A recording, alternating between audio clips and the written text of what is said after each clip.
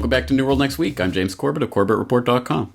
And I'm James Evan Pilato of MediaMonarchy.com. Obama gives Trump some going-away gifts. We got that story, plus the robotic office space continues apace. But first, we'll dive right into a very futuristic story for our first New World Next Week for the year of 2017. And we want to welcome you all back and appreciate you taking the time off with us through the holidays. Researchers warn of fingerprint theft from the peace sign. Could flashing the peace sign in photos lead to fingerprint data being stolen? Research by a team at Japan's National Institute of Informatics, NII, says so, raising alarm bells over the popular two-fingered pose. Fingerprint recognition technology becoming widely available due to verify identities, such as when logging on to smartphones and tablets and laptop computers. But the proliferation of mobile devices with high-quality cameras and social media sites where photos can easily be posted is raising the risk of personal information being leaked. The NII researchers were able to copy fingerprints based on photos taken by a digital camera 3 meters away from the subject. Just by casually making a peace sign in front of a camera, fingerprints can become widely available, NII researcher Isao Echizen told the Sankei Shimbun newspaper. Fingerprint data can be recreated if fingerprints are in focus with strong lighting in a picture, he also told television. Now, James, I don't know that the actual research of all of this is out, but I do have a link to actually Isao's page on the National Institute of Informatics, and it has all of his previous research. So I imagine when it gets published, it'll be at the top of the list, James. So they talk about ways to fight this, and maybe the one best way to fight it is to give it the British style, James. Or I've got my own suggestion.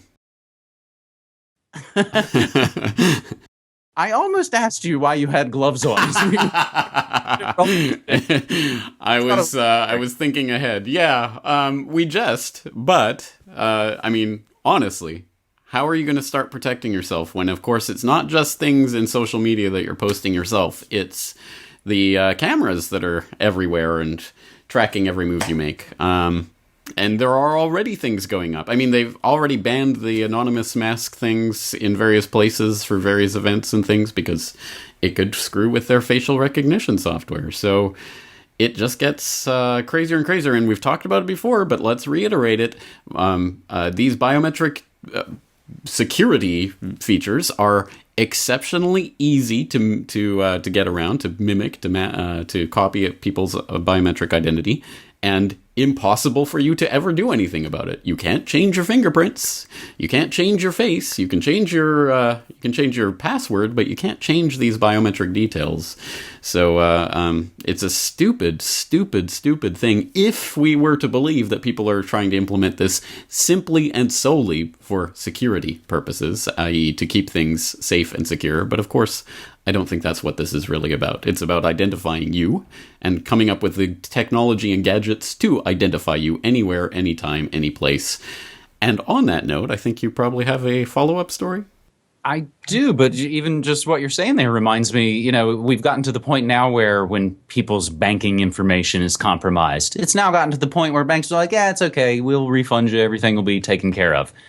That's wildly different than, of course, the scenario we're laying out right there and what you just described. You can change some bank account info, but you can't change your fingerprints.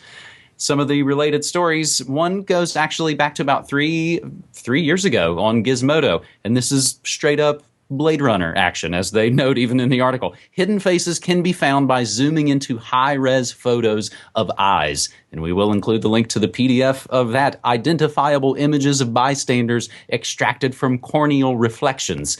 And they make the same note in there that the researchers from Japan make, James, and that it's basically, if you've got enough light, you can do it. The other related note is a really interesting one that tells a really bizarre, dark tale, but this is now the world we live in. Fugitive who evaded capture for 17 years, caught by the feds using their facial recognition technology. He stole the identity of a kid who died decades ago, but he was recognized with the digital database of the photo that he put on his passport.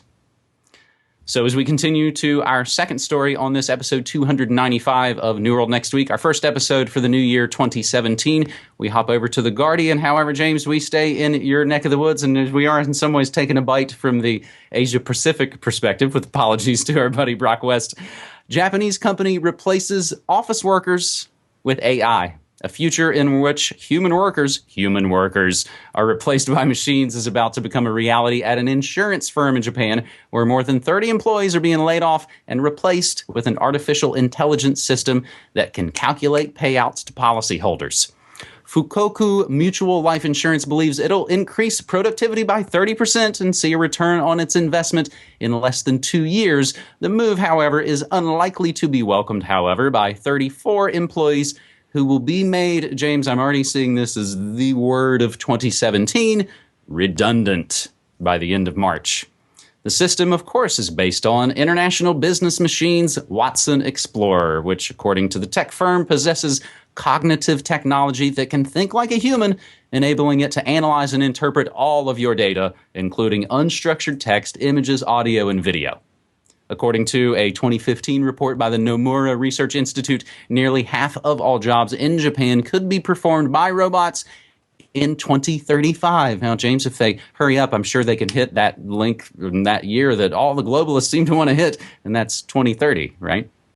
Exactly right. You did play the audio from that TruthStream Media video the other day about the 2030 City of the Future, and the idea of that Danish parliamentarian that, hey, we're not going to own anything in 2030 and it'll be wonderful. You'll just borrow everything whenever, the computer system allows you to have it. And it's oh my God. So anyway, this story obviously caught my eye because of my 2017 future trend prediction of the year of technocracy. And there's a lot in here that I hope people will go through the whole article. It's got info about Dai-ichi Life Insurance in Japan also has already implemented this Watson-based system to assess payments, although they haven't cut any staff members yet. And Japan Post Insurance is looking at introducing a similar thing. As well, AI could soon be playing a role in Japan's politics. Next month, the Economy, Trade and Industry Ministry will introduce AI on a trial basis to help civil servants draft answers for ministers during cabinet meetings and parliamentary sessions. What could go wrong? And then, if you click on the sidebar, there's a little link to a story. The Automated City, do we still need humans to run public services? And it's talking about the smart city of the future and all of the wonderful things that we can do to replace humans in every aspect of running cities. I mean, why do you need garbage collectors? Why do you need bus drivers? All of this sort of thing. So, I think you can understand where that's going. And look at the little sidebar on that article. Cities, the section this is running in, is supported by the Rockefeller Foundation. Surprise, surprise. And then we can flip over to a related story that was tweeted out by our friend Ray Vahi. World's largest hedge fund to replace managers with artificial intelligence, in which this is talking about automated software that's going to be in charge of strategic decision-making, including hiring and firing. So in the future, when the AI determines that you will be made redundant by future AI breakthroughs, the AI will fire you. You're going to be fired by robots to make way for robots. I'm telling you, in the next few years, this is going to get crazier and crazier, and it is going to start impacting the lives of people who are watching this and listening to my voice right now. The only question is, what do we do with this? Because as I said in the New World Next Year, this could be the freeing of human productivity from the mindless drudge labor that no one actually wants to do, and we could use this to propel ourselves into a new era of human creativity. Or the culling of the herd could begin in earnest, as the cattle are no longer needed by their cattle ranchers. So, again, I'm not hopeful, especially when it's the Rockefeller Foundation and other wonderful groups like that bringing information like this to us. Well, and it makes me think of the Morlocks and the Eloys, and of course H.G. Wells' The Time Machine. As long as you're talking Rockefellers, of course, I think it's important to point out that it's IBM. It's IBM, the folks who helped automate the Holocaust, at least according to Pulitzer Prize-winning author Edwin Black. So we'll include the links to that, and of course that note about the hedge fund. Bridgewater Associates is the name of it. And we'll include the flashback link to last summer where we talked about white-collar robots are coming for your office jobs on this very show right here, New World Next Week. We reach our cover story this week, and everybody's kind of waiting with bated breath, and we kind of want all of America's next top president to be over and done with, but it's not, and it seems like it's the gift that keeps on giving. So, James, you mentioned TruthStream Media. We were talking about the automated cities of the future. They also had a report just this Monday, and I talked about it on my Monday morning shows, pretty much what I hit the ground running with on Monday morning. Last minute change in security at Inauguration reminiscent of JFK in Dealey Plaza. Now that is a very grabby headline. And you start to dig through it and you realize, okay, they're going to swap out some general. But what I found actually today when we were prepping for this show, the Washington Post originally reported that Major General Errol R. Schwartz, who has commanded the D.C. National Guard since his appointment to the position by George W. Bush, was told to vacate his office the moment Trump says his I do's to the oath of office. Then, a little bit later, news emerged that the incoming Trump administration offered to let Schwartz keep his job through Inauguration Day, but the general himself refused the offer, preferring instead to quit at 12 noon on January 20th, the hour before Trump takes his oath of office. So basically, this was the guy that Bush had on. The way this usually goes, and the way it happened before, Obama asked him, hey, Schwartz, we would like you to stay on. Schwartz said, hey, I sure would like to. This time around, it's the tradition. Trump says, hey, would you like to stay on? Schwartz said, no, I don't want it. So this is the interesting part. So it seems, again, lots of fake news gets inflated and built up. However, James, this is what we want to kind of talk about here. These are the questions. These are the stories, and these are the memes that have kind of been planted out there, right? That's right. I mean, I think what stories like this show is what people are looking for, in a sense. It's like the pothole in the road that if you're staring at it, you're going to drive into it. There's, again, a lot of chatter and build-up and parallels. Oh, it's JFK Part 2. Oh, it's assassination and whatever. And all of that is swirling around. And, all of that is in the mix right now. And truly, I couldn't think of a worse thing that could possibly happen in our lifetimes than an assassination of a president at this point, because the chaos that would unleash would be unparalleled, I think, to anything that we've seen in our lifespans. And the worst part about it is that clearly, I mean, at the very least, there is character assassination going on here. In fact, the Washington Post, paradoxically enough, has just published an article that's talking about how what the intelligence agencies are doing to Trump is like what the FBI did to MLK. So with the character assassination, it's strange. But the worst part about that is that it puts us into a false dialectic where, if the intel agencies, as if the intel agencies is some monolithic thing rather than certain people who have certain allegiances to certain other people. Anyway, that's a whole other thing that we could explode. But if the intel agencies are against Trump, then I guess he's a good guy. No, false dialectic. They want to push you into this. And I keep thinking that this meme that they're pushing right now is exactly in 2008. Barack Obama was the perfect person to put into position to carry the football further down the field. Bush was yesterday's newspaper. He was the birdcage liner that they had to take out. Replace him with the slick black man. It's the new face of the New World Order. Hey guys, it's great. It's Bush 2.0, but you won't notice it for a few years. And now they're putting into place somebody who's, look, all of these establishment people are against him. Therefore, he's a good guy. You must, support what he's doing. Let's repeal Obamacare and replace it with Trump care. Individual mandate, that's socialism. Individual mandate, yay! I mean, I'm telling you, this is going to be incredible to watch because it is going to be Hope and Change Part 2. But his supporters won't hear any of that until it's too late, just as Obama's supporters won't hear any of that until it's too late. And the worst part is they've got us in this dialectic. If they're against him, he must be good. That's not the way it works. A couple of other quick things, James, as we start to wrap up this episode. I'm really interested in finding out, and I don't know that the information is out there. I've been asking the question, who's the designated successor or the designated survivor. They basically pick somebody from the District of Criminals that they send away so that in case DC blows up, you've got a new dear leader hiding out somewhere. It was Robert Gates, the head of the military, during one of Obama's inaugurations. That would have been our new dear leader. So I'm interested to know who that's going to be this Friday. If anybody has that answer, I'd love to get that on the tweets. And I've actually been looking at a few of these other kind of assassination memes. Last Friday on my show, I looked at a film that Sinatra did 8 years before Manchurian Candidate called Suddenly. It's public domain. It's from 1954. He plays an assassin who's trying to assassinate the president when he rolls through town.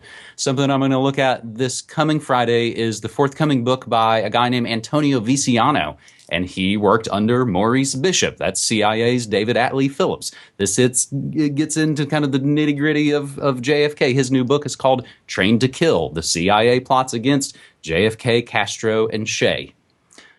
So we're looking at that, and James, we're looking at all the other sort of gifts that Obama's leaving for Trump, as I think this is going to be kind of a seamless transition. It seems like the bankster bailout was a seamless transition between Bush and Obama. They worked together on it. So one of the parting gifts that Obama's giving Trump is that expanded surveillance powers. Recent approval of new procedures for an existing executive order will allow the NSA to share the private data it collects with all 16 agencies of the United States intelligence community. So, speaking of surveillance, and given what we know not only historically, but I don't know if you've seen those new Veritas videos and what they appear to show. James, it seems like we're going to see a new renaissance of radical leftist terror. And unfortunately, probably a bunch of dupes are going to blow themselves up Bill Ayers underground style and kind of sacrifice themselves to this divide and conquer meme. Are there other things that you're kind of watching and looking out for as we start to wrap up this episode? Well, let me just comment on that Obama giving new powers to the intelligence agencies, to handing them in a bow to Trump. That's the point. The intelligence agencies are not against Trump, and Trump is not against the intelligence agencies. He's against specific people that, sure, he'll probably kick out once he comes into power. But he's not going to dismantle the CIA. He's not going to dismantle the NSA. These intelligence agencies are still going to be there. It's just going to be his guys in charge. And then 4 to 8 years later, when someone else gets in power, someone you don't like, even if you are a Trump supporter, then it'll be bad again. Oh, now we have to get rid of these intelligence agencies. Same trick every single time. Will people ever learn that these tricks are just the same thing they're hammering you in the face with every 4 years?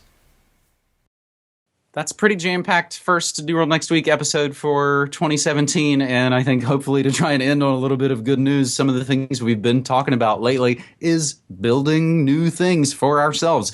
Unfollow Friday, Decentralize, as you've been talking about recently, BitChute, as we've been unveiling recently, and my latest episode of Good News Next Week, the circus is leaving town as the Ringling Brothers Barnum and Bailey Circus shuts down after 146 years, and people make the joke, yeah, that's because the new circus is rolling into D.C. There's also good news stories about monkey wrenching the New World Order with pennies and cannabis. And I just want to remind everybody out there that, James, you and I both are completely independent and crowdsourced media, and we both have Patreon accounts that are great ways to kind of keep us moving and grooving. I think we will leave it there. Jam-packed indeed. Thank you for this first update of the new year. Looking forward to another year of interesting stories. Thanks, buddy. Take care.